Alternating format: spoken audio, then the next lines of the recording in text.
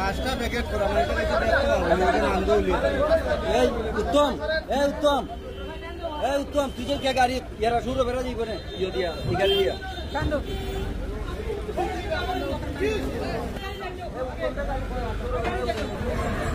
সকালবেলা প্রায় 11টা ঘটিকার থেকে আমরা সংবাদপত্র হয়েছে ওসমানীনগর উপজেলাধীন তাজপুর বাজারে গোবিন্দ জুয়েলার্স নামক একটা দোকানের মধ্যে একজন মৃত অবস্থা পাওয়া গেছে।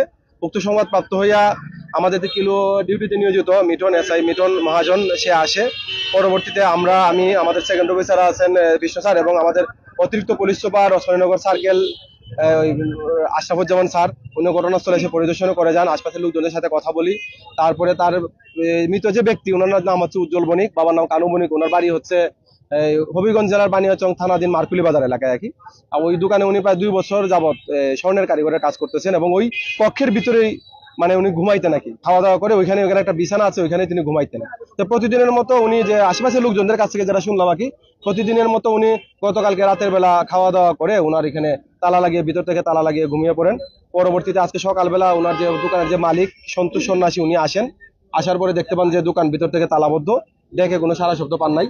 পরবর্তীতে তিনি আশপাশের লোকজনদেরকে ডেকে এনে উনার কাছে আরেকটা ডুপ্লিকেট চাবি আছে ওনার বাড়িতে, যেটা ওনাদের ভাষ্য বুঝে পরে ওনার বাড়ি থেকে চাবি আনার পরে দোকানটা খুলেন, তালা খোলার পরে দেখেন যে উনি মৃত অবস্থায়।